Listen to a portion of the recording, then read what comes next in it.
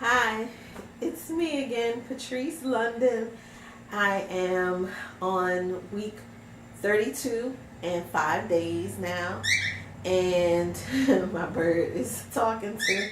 But it's funny. So I noticed that every time I do a video, there's always this background noise, whether it's my children in the kitchen cooking. It sounds like a soup kitchen or something in the background, or there's like the bird is like right here. And last week it was funny because my friend Jen was like, "Is that a cockatiel we hear in the background?" And I'm like, "Yeah." And the thing is, he was covered. It doesn't matter with him. He's not covered now because it's like just doesn't matter. He knows, like, no, it's day and I'm gonna talk. So whatever. But so I just, the background noise, I try to help it as much as I can, but this house is inhabited, very much so. Oh, so okay, and speaking of that, so before I forget, a friend, I want to say it was Sarah, she asked me a question about the unschooling that I was talking about last week. And so, and it's funny because she asked me what's pretty much like one of the harder questions for an unschooler to answer, which is like, what's like a day in the life kind of thing. And that is always a funny question because it's always different. There is no, like, there's not very much as far as like routine or anything like that. But of course, as God would have it, one of my friends wrote she wrote a post just yesterday, I believe, and I was like, oh, I have to save this on my phone so I can read this.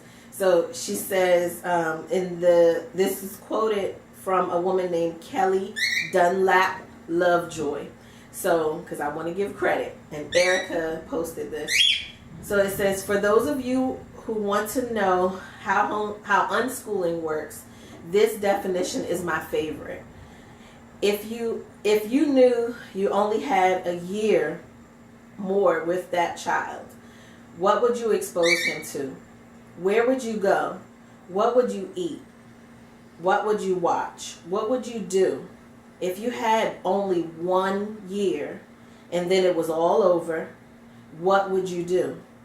4 seasons, 12 months, 365 days.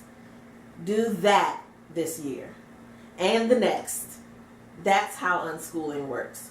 By living life as if it were an adventure, as if you only had a limited amount of time with that child, because that's the way it is.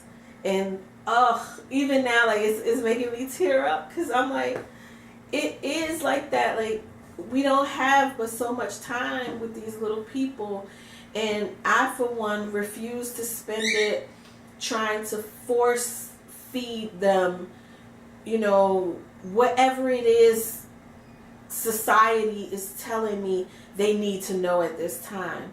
Like, forget all that. Like, like, who are these people who even say that, I guess, like 3rd grade, you should be doing multiplication? Who are these people?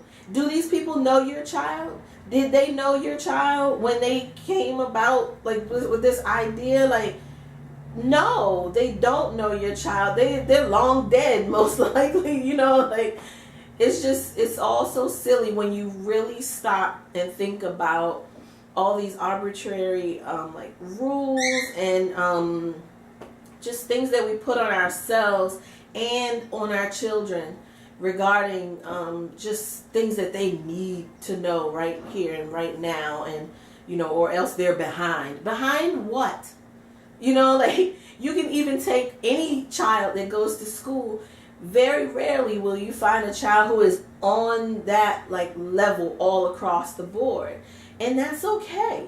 Like, we're not all meant to learn everything at the same exact time and the same way and even the same, like, subject matter and all. Maybe you're very, well, like, versed in all things science, and I'm into English, and this one over here is a math whiz. Like, let them be. Let them do what, So the whole day in the life thing though, yeah, there's really no 2 days that are like exactly the same. Um, I'm trying to like make sense of it or trying to answer the question. It's really hard. It's a very hard one. Um, Everybody, because everyone's interests are totally different, and then we have life stuff thrown in too. Like for instance, this morning I woke up and I woke my oldest up so that she could take me to the chiropractor because driving, my belly is right on the wheel now. And so she took me to the chiropractor, and I'm careful to not like lay down kind of, or okay, when I sit, I want to sit up straight because I don't want to lie like it's like a half lie, half sit up, because you can encourage babies to flip into like a breech position that way. But anyway, so and it just feels better to sit up straight and all. So anyway, I had her take me to the chiropractor, but before we went to the chiropractor, I wanted to get my chiropractor some donuts from this fantastic place called Duck Donuts. DUCK Donuts, okay? Go to duckdonuts.com, find one in your area, and I'm telling you, you ain't had no donuts like this before. But anyway, they're like made to order, so good and all. And so I told my chiropractor, I was like, I'm going to get you some of these donuts and all. And so today was the day. And I actually had her stop me by CVS so that I could go to one of those machines and test, do my blood pressure. Because yesterday, so this will segue into my symptoms and all. So I hope I answered the question good with the, well, whatever. I'll come back. Probably. We'll see. But anyway, we went to CVS so I could do the blood pressure. I just wanted to just make sure everything was okay. I've never in my life had any issues with my blood pressure, like none whatsoever, and I don't expect to now. But I just wanted to check because yesterday, all through the night, as I would get up to go to the bathroom and all, for those like hourly trips and all, I noticed that not only when I would try to like ball up my fist, it was just tight. My feet were tight and swollen, obviously, as well as my cheeks were very rosy and all, which looked cute, but I was like, oh no, this is not cool. But I am like very hot and all, because for whatever reason in my house right now, the heat is not acting right. It's either like really hot, or you just turn it off and deal with, that end of the spectrum. But I'm always hot regardless. And I was overheated that night, and I woke up. So I woke up with my hands, whether I'm pregnant or not, I swell. Like my hands and feet will swell when I'm like just hot and all. And so that's what was going on. And I happened to have been out a great deal of the day yesterday, and so that wasn't very helpful either. And I even tried, like I had to put on my oldest daughter's sneakers because her feet are wide and mine are narrow, so I put on her sneakers because mine were just tight, and I put on hers and hers were actually kind of tight too and all. But I just everything was fine. It was just I was overheated and all, so it wasn't anything as far as blood pressure. Like I'm not heading towards preeclampsia, nothing like that. But I do just have to pay attention to those moments when I'm out. Make sure I have some snacks and all, and just things that to eat and all, because I need to just keep eating and all, and keep my protein up and all that. So, but I did have like cashews or whatever that I carried with me. But of course, I have help eating them, plenty of help. So, this week has just been, it's been really nice. It's been really, really nice. So, I've not had like all the pain and all that I've been experiencing, before now. This week, it's just been very, very minute, very. And I did have people pray over me on Sunday and on. I gave my testimony as far as what I told you last week regarding the different moments where God was showing me you don't have to deal with this pain. You don't have to just succumb to this and all. So it's just been really nice. So I've been getting more things done, but at the same time trying to not overdo it and all, because like that's just stupid to overdo it to where you are back in pain again. So and I've been pretty successful and all. The overheating thing, I feel like that was totally separate and all, and like because I'm hot now because it's just hot down here. But so that's like been my week. It's just been pretty smooth sailing, no hormonal fluctuations and all, and it's just been nice. And I'm like, thank you, Lord, because man, it's so crazy to think that, you know, I could have, you know, all these weeks left and have pain every single day. You know, that's not fun, you know, to think of and all. So that's that. And I'm still like, next week is my blessing way, and I think we're gonna do a little extra video for that and all, to like include at least some of what happens during that event and all. And in the meantime though, I guess like back to the unschooling thing. So my daughter took me to the chiropractor. She took me to CVS and all that, and the Duck Donuts and all. And then we came home, and now actually my oldest daughter and my youngest daughter are both gone. They my youngest has dance and my oldest teaches dance.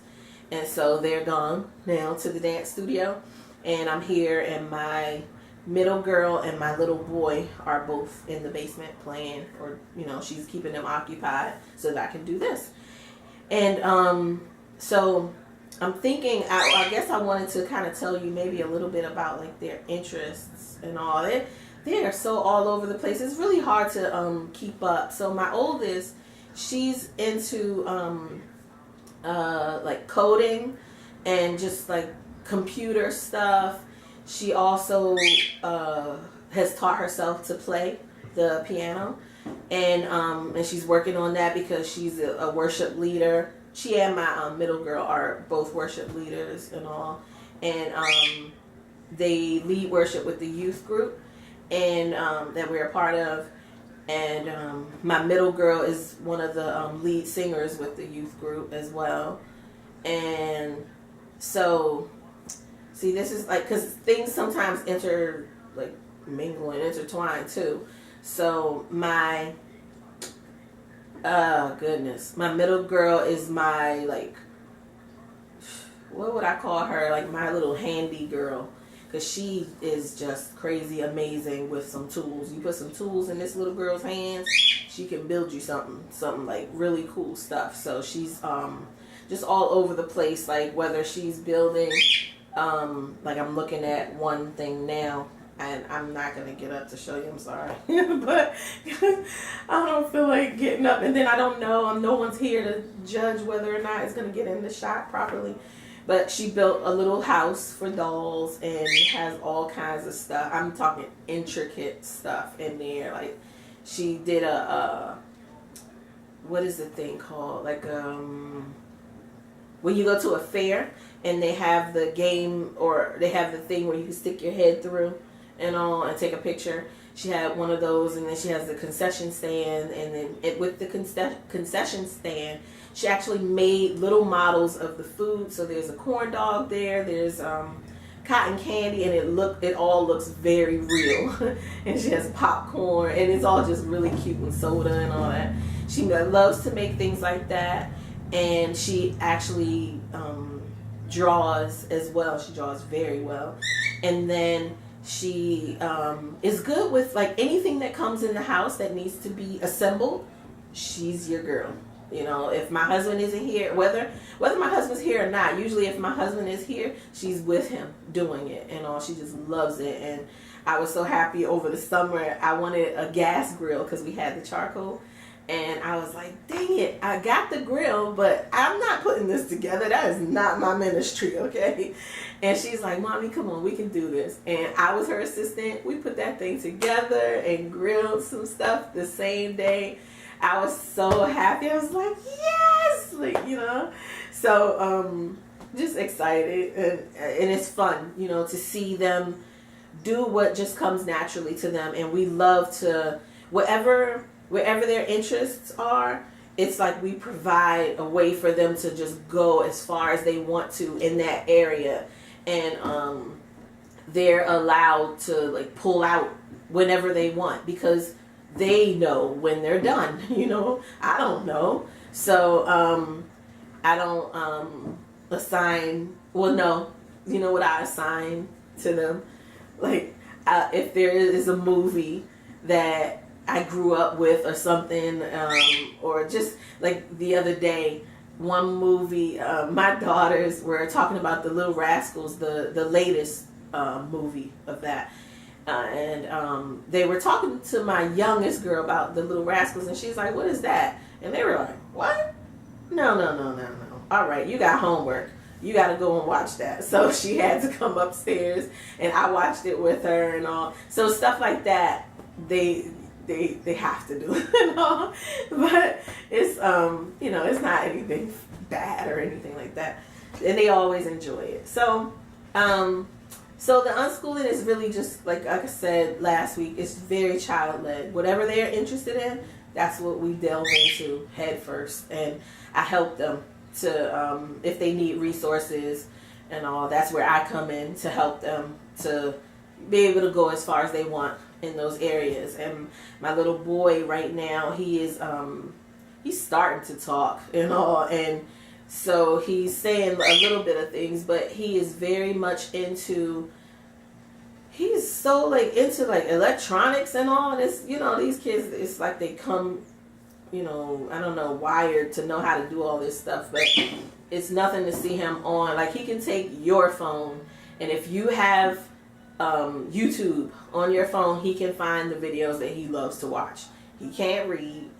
He's not even talking a whole lot, but somehow he finds exactly what he's looking for. And he loves to look at, there's a show that he looks at that's in Russian. There's another show, I have to ask one of my friends, she's from Thailand, and I kind of think this is Thai that they're speaking, because all three of my girls are interested in some Asian language. My youngest girl is interested in Chinese and understands, like, when she hears it and sees it written. My middle girl is into Japanese, understands when she sees it or hears it, and my oldest is into all things Korean. And so, and they all were like, no, that's not my language and all. So, and then we do, because, you know, babies, when they come, they're not able to communicate with you verbally and all. What we do is we sign with our babies, and it's such a lifesaver, and it's so wonderful because they're able to sign and understand things well before they can actually speak it. And so sign language has come in handy for us, like, in more ways than one. Is wonderful. So that's another something that we do. I really don't know what else to say, but if you have any other questions with the unschooling and all that, it's just really, I'm following their lead, and whatever I feel God is leading me to talk about with them or to introduce to them, I do that too. And yeah, speaking of that, sex, and the birds and the bees talk, all that kind of stuff. With my eldest daughter, I felt led to talk to her about sex at, I want to say she was like 4 years old. And of course, you know, a lot of people would be like, what? But I went out and I just felt led to do it, but I didn't look for anything, and it came across my path as I was in a bookstore.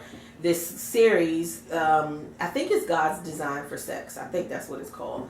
But regardless, I bought it, and then I sat down with her and I read it, and as a result, I ended up talking to each of my children around that same time, and it's been amazing. They like the sometimes I think people think that like their innocence is taken for them to know everything, but it's not. It's amazing because what ends up happening is that it's all very matter of fact. It's not, there's no, I mean, a 4-year-old is not having these hormonal surges and feelings and, all that kind of stuff. Because by then, I mean, who are we kidding? They already are getting information from all over the place. And even with mine not going to school, there's still many sources that are trying to tell them this, that, and the other. And I want it to come from me, and I want it to come correct and all. And so I was very intentional about that. And I thank God for having me do it that way because, man, I remember, I think it was my oldest, I'm not positive, but right after I right after I went on and told her everything and we went over everything, she asked me all the questions she wanted to ask about it, and somebody tried to tell her something that was wrong. She's like, no, this is what it is. And I'm like, yes, so it's wonderful, and I'm like really like thrilled with the fact that I think because of that and because of my background in midwifery and all that, my girls know a whole lot more than most adults about the body and how things work, and the woman's cycles and like all kinds of stuff. They can tell you some stuff that you're like, what? The average person doesn't even know and all. And like they laugh when people often refer to when they people just like to blanketly call this area the vagina.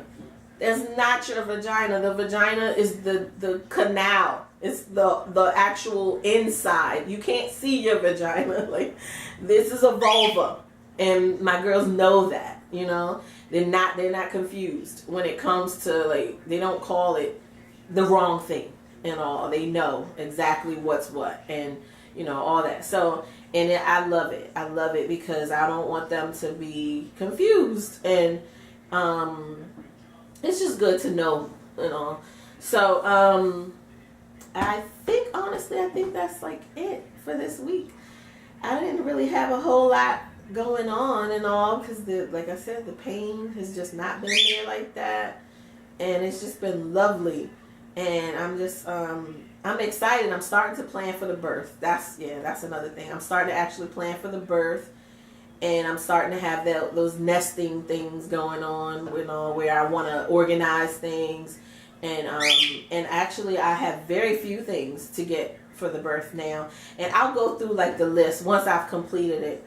But the things that I have now to get would be the like pads, and I want to get some I think it's cherry juice and turmeric. Well, I have turmeric, but that together, my friend Ashley was saying, really helps with the afterbirth pains, where when you're breastfeeding, your uterus is contracting, going back to its normal size, and she's like, that really helps. That's the part, like, I could go through the whole birth, right?